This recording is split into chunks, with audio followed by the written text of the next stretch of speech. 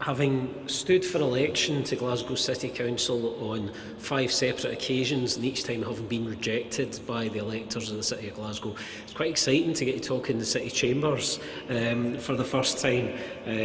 So that's not why I'm doing 3, and it's not rampant egomania either. It's just I thought I had a couple of things that might be useful to discuss with you.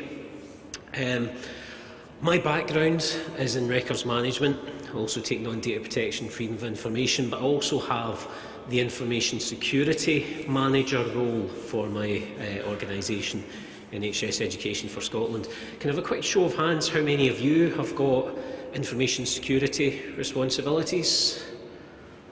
A few of you, yeah. And I think that that's increasingly the case, that information governance will draw together things like records management, data protection, transparency, but also information security as well. Even if you're not the person with the information security role, though, I think it's useful to have an understanding of some of the frameworks that are applied, partly because where records management or other parts of information governance ends and where information security starts is often hard to tell. I think there's a lot of overlap. I think there's a lot of opportunity there as well to see the information security officer as an ally if it isn't you. Maybe start off with a quick domestic information security anecdote. I've got 2 kids. Joan is 5, Peter is 7. They both get a Kindle Fire for Christmas from a very generous auntie. And that's been locked down so they can do what they do, but I've got the admin account and access to Amazon. I was sitting at the PC the other day and I started getting emails through from Amazon saying, "Thank you for downloading this app, thank you for downloading this app, thank you for downloading this app." I thought, what's this? I went and found Peter, the 7-year-old, who was sitting with the Kindle in Amazon, cheerfully downloading stuff, logged in as me. So I said, "How did you do that, Peter?" I said, "Oh, I've got your PIN." "And how did you get my PIN?" She said, "Oh, Joan gave me it." So I went, found my 5-year-old daughter, Joan, said, "How did you get my PIN?" She said, "I just watched you, Daddy." So I think 2 learning outcomes there. One is single factor authentication is inherently weak. The other is I'll never take Joan to a cash machine. You've probably seen this before, but at the heart of information security, regardless of the framework you use, is this concept of CIA, confidentiality, integrity and availability. Very often the headline grabbing stuff focuses on loss of data, breaches in terms of inappropriate access to data.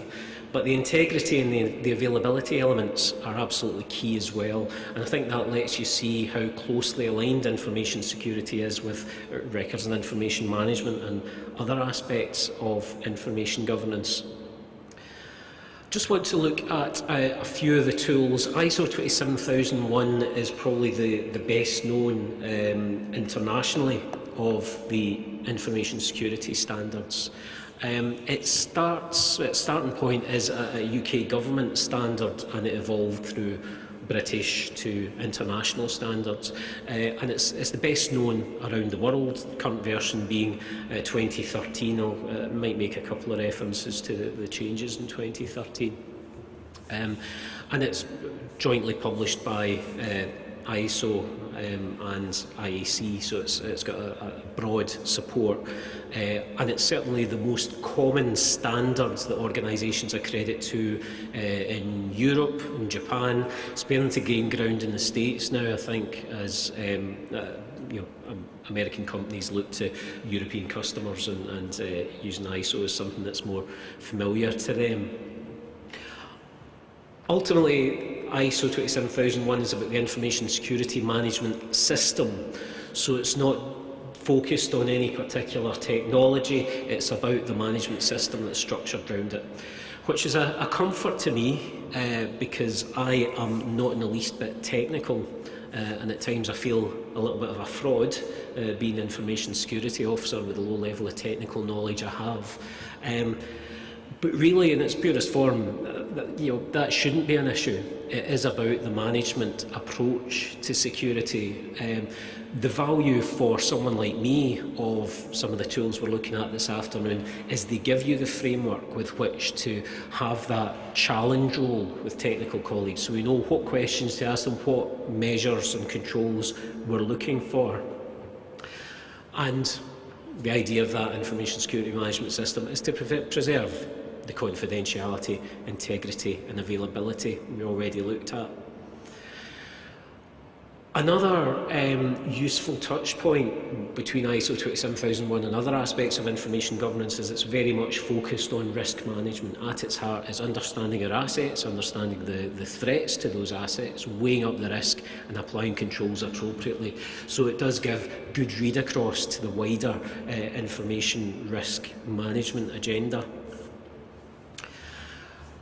For those of you whose organisations are quite into standards, the 2013 version of ISO 27001 is structured to read across to other ISO management standards like ISO 9000, for example. The idea is that those management level standards across the ISO suite read across to each other. They're the same structure, they're familiar in terms of look and feel for organisations that have gone down that route.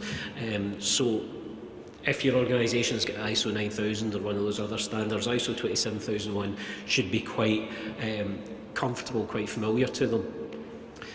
The other principle that's at the heart of ISO 27001, which again you may recognise from other areas, is this plan, do, check, act cycle. So what we're looking at is continual improvement.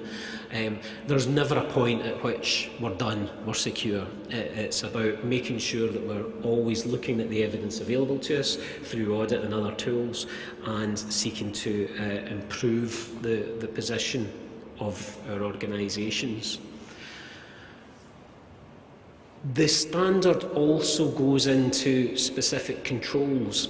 There are multiple standards under the ISO 27000 family, which makes it a wee bit expensive to keep up to date with. I think it's about £150 a pop for the standards, and you probably have to purchase quite a few depending on your sector to have them all available. I'll come on in a moment to some of the free tools you can use to get some of the benefits and the insights from ISO 27001 if you don't have a budget to play with. But the controls that are set out in summary in Annex A of 27001 and expanded a bit in ISO 27002 are set into 14 groups, 14 headings, 34 objectives, and there are 114 controls. So it's quite a challenge. Organisations can make significant investment in seeking accreditation to ISO 27001, but it is a big job. It's a wide-ranging standard. You have got the potential to narrow your scope and say, well, no, we want this standard to apply to a particular product or a particular department. But regardless, it's a big task to manage and keep on top of these 114 controls set against these headings. Worth noting that we're not just talking about technical controls here.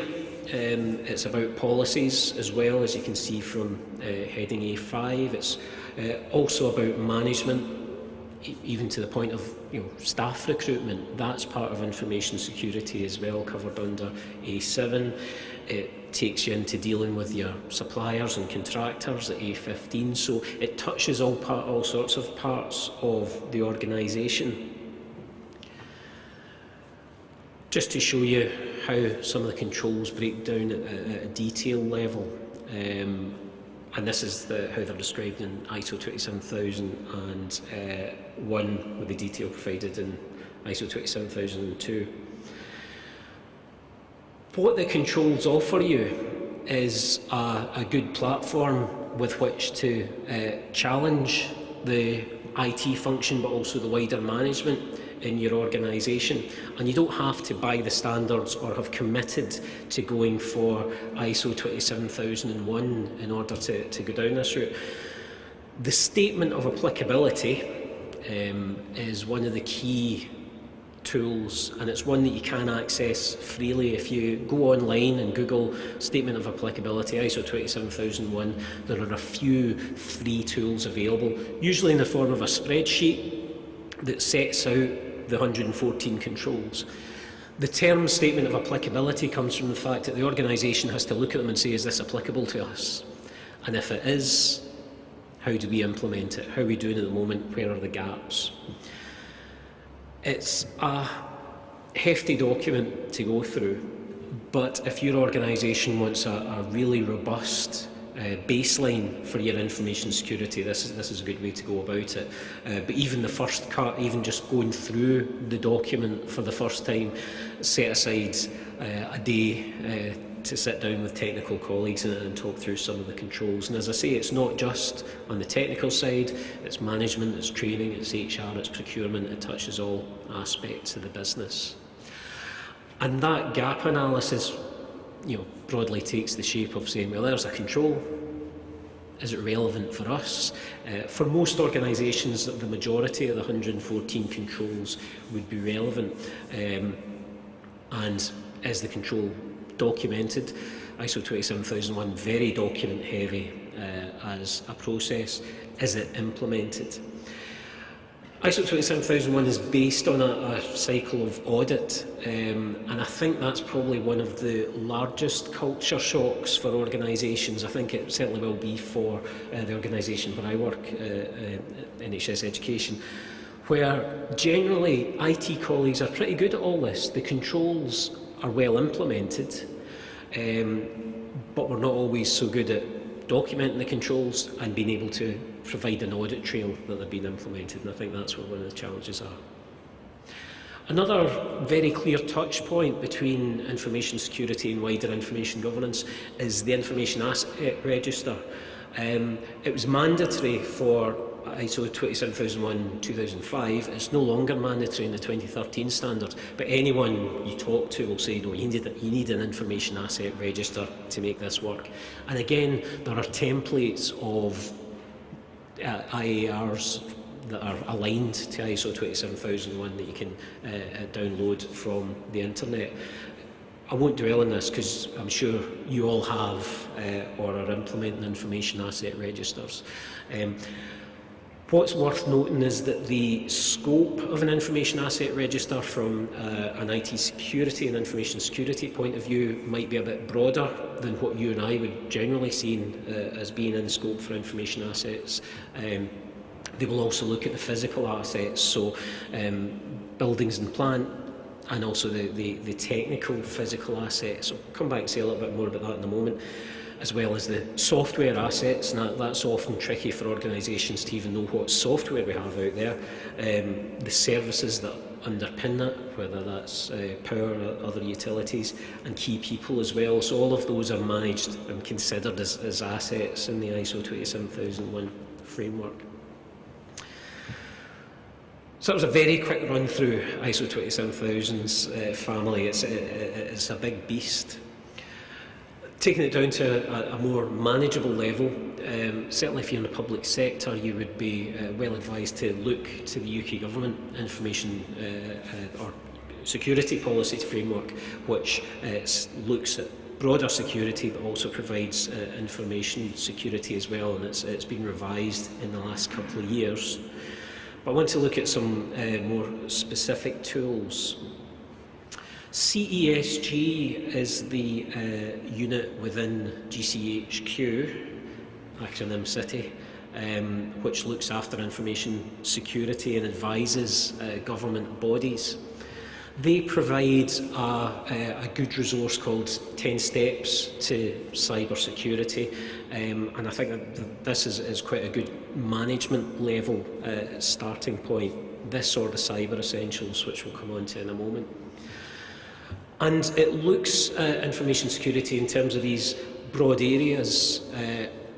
I'll look at some more technical standards in a moment, but this looks at some of the wider areas that we need to cover by policy, things like mobile working, where organisations can get into trouble, dealing with removable media, looking at the security of your network perimeter, looking at malware protection as well, and it's notable, I think, that an awful lot of the big high-profile information security breaches that have involved malware attacks, you'll hear people talking about zero-day vulnerabilities and having to keep on top of the latest malware that's coming out.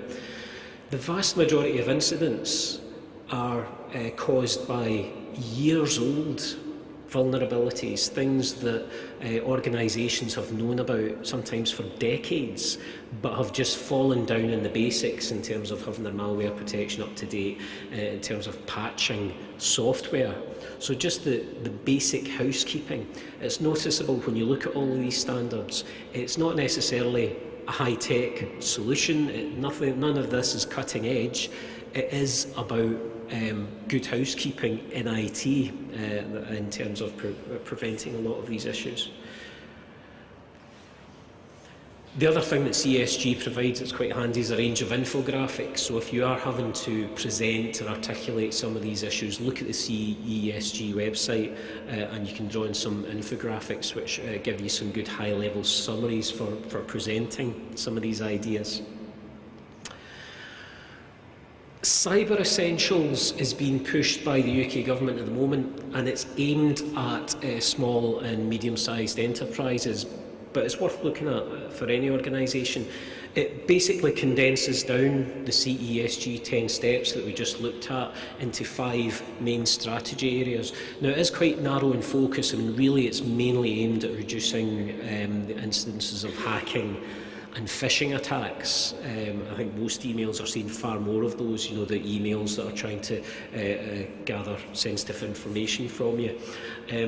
What's interesting about the Cyber Essentials, well, what's annoying about Cyber Essentials is its name. I think this focus on cyber security will sometimes make organisations forget that the paper presents plenty of risk as well. It's not just information technology threats we're looking at. But Cyber Essentials has been very much pushed by UK government. It also has got a certification scheme around it, so that if your organisation would find it useful to have some independent assurance of information security, Cyber Essentials is probably a quicker and cheaper way of doing it to give confidence to customers or other stakeholders. So worth looking at, although it's relatively narrow and is beginning to focus down on those technical issues rather than the wider management issues that were in the 10 steps. Conscious of time, just to look finally at the Centre for Internet Security 20 Critical Controls. This is an American standard, but it's got wide recognition worldwide, and it's driven very much from the industry rather than from government. So the value of the 20 Internet Critical Controls, for one thing, it's free to download, which is always helpful, and it's also quite a robust starting point for taking to technical colleagues. It's not as wide as the 114 controls of ISO 27001, it is much more manageable than that. But if you're then later interested in moving on to ISO 27001, you can map all of the controls in this straight across. So it's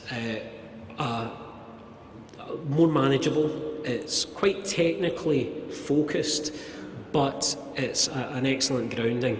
And it focuses in not just on the specific security controls, but as I said, the good housekeeping. So things like at 1 and 2, having an inventory of authorised and unauthorised devices and software.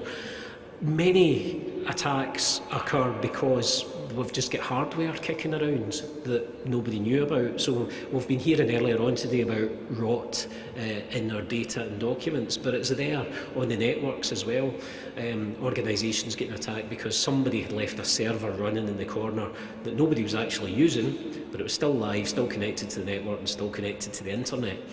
So just knowing what's there and getting rid of the rubbish, apart from reducing cost, also reduces risk. If I were to, just to say as well, some good training resources available there. One example being Responsible for Information from the National Archives in the UK. So 3 e-learning modules around information security and risk, aimed at those 3 different levels. So that's available for, again, it's aimed at business, but they're very good resources, and I recommend looking at those. If I were to suggest a starting point for anyone, I think in terms of the corporate approach and getting management cited, Cyber Essentials is probably a good condensed approach to get management on board. If you're talking to your IT colleagues, I think the CIS 20 Essential Controls is the best starting point for them to give a robust lead in. But there are plenty of freely available resources. Ultimately, it doesn't really matter which of these you go for, as long as you pick up at least one of them in your organisation and start that journey, start that improvement. Thanks for your time.